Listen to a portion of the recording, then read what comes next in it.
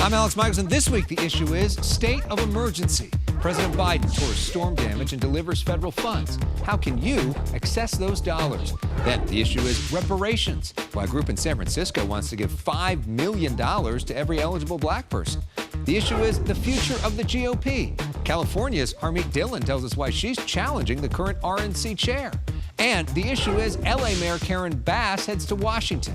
Why her long-standing relationship with Kevin McCarthy could pay off in a big way. The issue is starts right now. Broadcasting across California, you're watching The Issue Is. And welcome to The Issue Is. I'm Alex Michaelson. This week, President Biden approved a major disaster declaration for California. He visited our state to survey the damage from our recent storms alongside Governor Gavin Newsom. At least 21 deaths are blamed on 9 atmospheric rivers that led to trillions of gallons of water being dumped on our state. If anybody doubts the climate is changing, then they must have been asleep for the last couple years. Joining us now is Brian Ferguson, Deputy Director of the Governor's Office of Emergency Services. He joins us right now from the center where they are overseeing the state's response. Brian, welcome to The Issue Is for the first time. Thank you for having me. You were in the motorcade. You spoke to the president this week. What was that visit like, and what did he say to you? You know, it really reaffirmed the partnership that California has with our federal government, both the president, Senator Padilla, Congressman Panetta, you know, really bringing the full weight of the federal government behind the people of California as we've experienced these storms. You know, it's not going to be a short recovery, but the resources that were announced this week during the visit will bring tens of millions of dollars and really support those communities to get back on their feet, to rebuild and recover. So for the average Californian watching this, what does that disaster declaration actually do for them? How can they access the money if they've had damage at their house?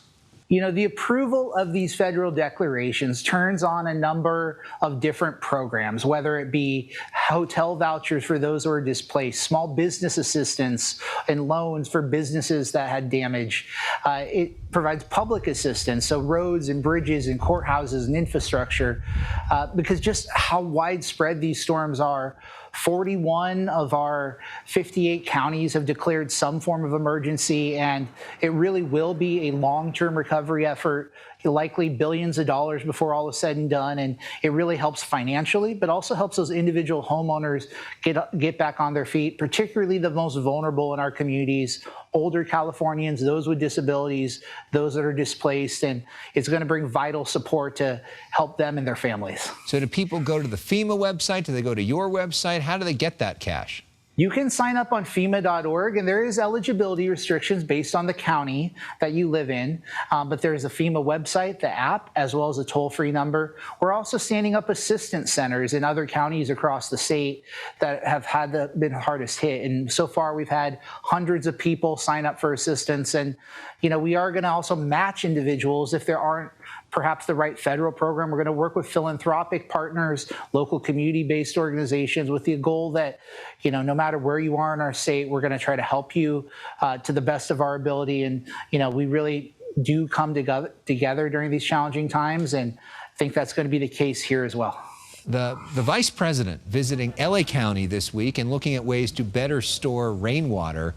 We have all this water come down, and a lot of it went out to storm drains. So where are we at right now when it comes to the drought? And after all this rain, are we still going to have water restrictions come the summer?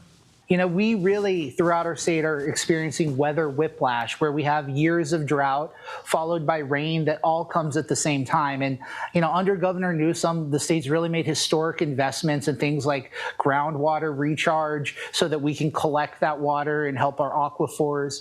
He's also expedited the construction of, you know, storage projects and worked on the Delta conveyance. And so, you know, these long-term infrastructure projects take time, but there's really been historic investments just in the past couple of years under Governor Newsom. Brian Ferguson, thank you so much for your important work. We know you got to be exhausted at this point, and we appreciate you taking some time to join us from the state's Emergency Operations Center. Thank you. Up next, a controversial reparations proposal where San Francisco would give eligible black residents $5 million each. San Francisco's African American Reparation Advisory Committee submitted a draft of suggestions to city leaders that's gotten a lot of attention.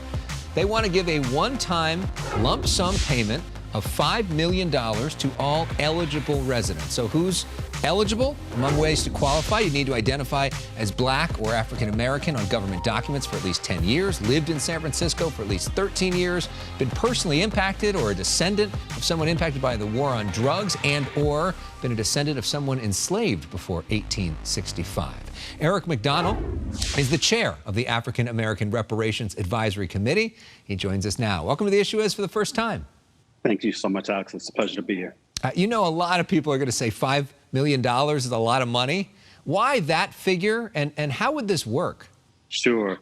So starting at the end of that question, how it will work will be determined over time by how the city determines if they actually adopt this and approve this, how it will be implemented. But how we determined it, that the work of the committee has focused most primarily on assessing the harms experienced by Black San Franciscans, over history.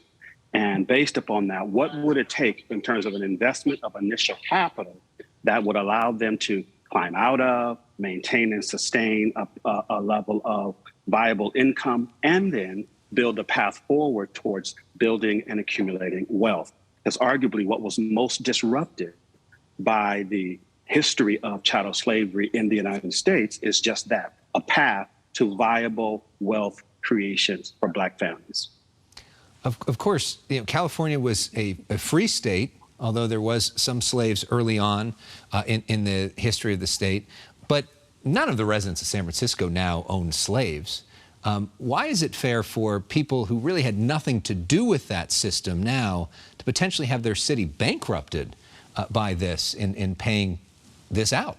I won't make a case and argument for fairness because that's objective and subjective, and there are many points of view. Why we believe it is right and appropriate to do so is that while you are absolutely correct, as a historical point, there was not active slavery. That said, San Francisco did harbor slaves. San Francisco did enable the continuation of the treatments or mistreatments of Black folks in San Francisco. So there is a record of and a certain level of complicit behavior by the city that justifies some repair against that harm. That said, to the question of who should pay for this, arguably the descendants of chattel slavery, Jim Crow laws practiced on this coast as well.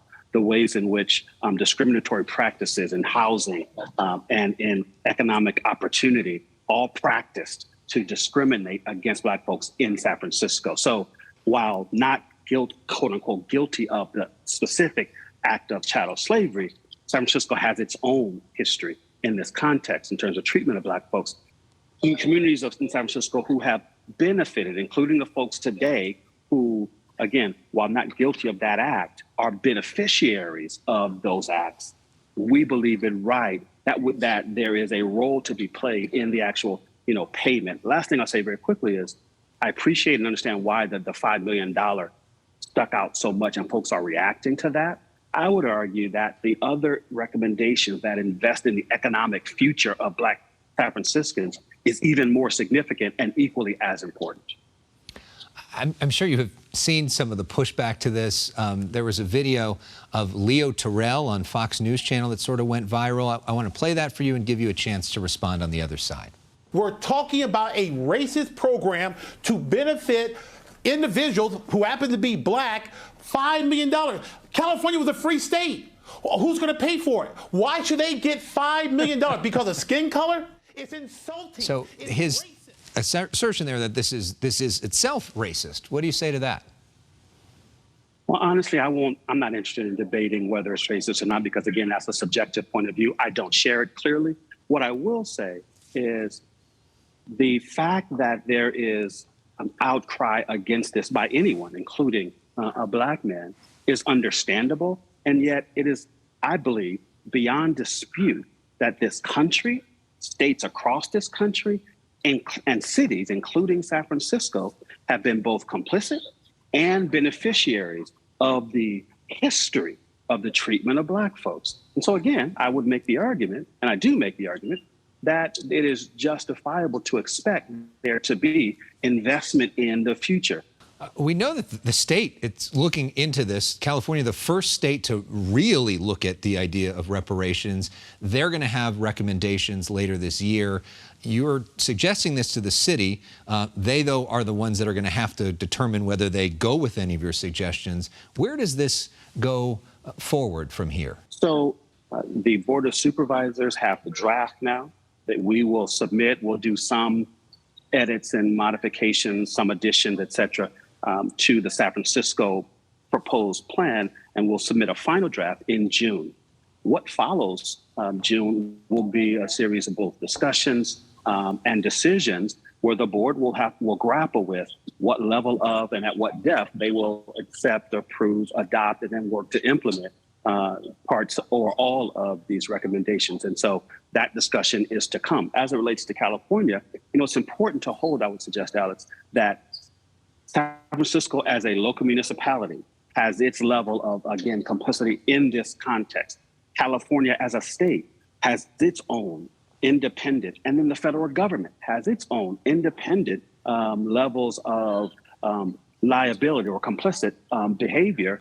And therefore, it is appropriate that each focus on what are we complicit around, what are we guilty of, what harms have we uniquely caused, in California's case, as a state government, and then make appropriate amends should they choose to do so. Obviously, my aspiration and hope is that all will be adopted, but I also am a realist in understanding this is political as much as it is practical, and we'll have to wade through that as it unfolds. Meaning the idea of the $5 million thing may not get adopted, but something like an educational program might get adopted. There are different ways of looking at this issue that may be more politically practical going forward, and that's what the negotiations for the months ahead look like. Thank you so much for sharing your views. We really appreciate it. Up next, thank you so much for having me, Alex. I appreciate you. Up next, a different view from a conservative leader in San Francisco, Harmeet Dillon, hoping to become the next chair of the Republican National Committee. She'll join us next. I'm Ronna McDaniel, chairwoman of the Republican National Committee. Ronna McDaniel, the chair of the RNC, joined us here on The Issue Is last fall. Now, another familiar face from our show is challenging her for that job. Harmeet Dillon is one of California's RNC members and a lawyer who has often sued Governor Newsom. The election for RNC chair will be here in California next week. Harmeet Dillon, welcome back to The Issue Is. Thanks for having me. So why you and why not Ronna McDaniel?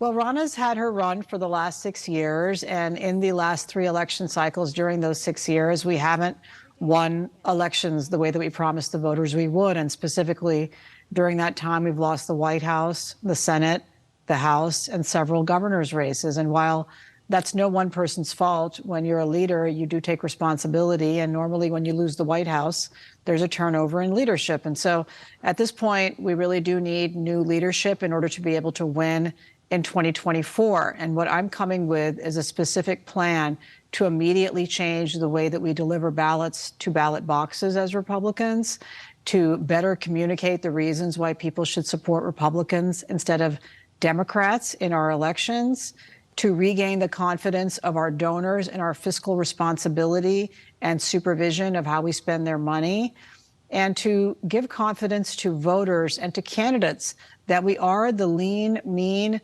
winning machine that we promised the voters we would be. Let's talk about Donald Trump, because last time around, he endorsed Ronna McDaniel. And recently he was asked, who do you like in this race? He says, I like them both, which was quite something that he's not backing somebody he's backed in the past. What do you see as his role in the party going forward? Well, let me start with saying that I voted for President Trump twice, and I've even done a small amount of legal work for him, and I think he's happy with that. And he did support and endorse Ronna 3 times. In fact, he put her in as chair of the RNC. And so while he's saying very nice things out there, actually some people on his team, his campaign team, are actively whipping votes for Ronna and telling people that he supports her. So I don't know what to make of that, but it's of no moment to me. I've reached out to and spoken to several of the likely presidential candidates in 2024 and introduced myself and told them that I guarantee that the RNC under my leadership would have a level playing field for all those candidates because our party rules require that. All right, well, while I've got you, you know, you've often joined us on our panel to weigh in on hot topics, and I want to ask you about our last guest, which has this reparation plan in San Francisco, $5 million for eligible black people. I'm curious for you, your reaction as a San Franciscan. What do you make of that?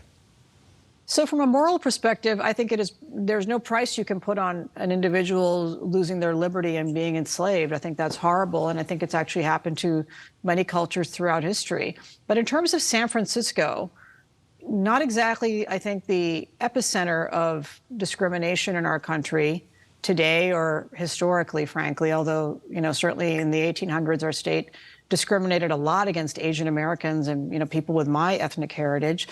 I don't see where the $5 million number comes from. I don't see where the money will come from.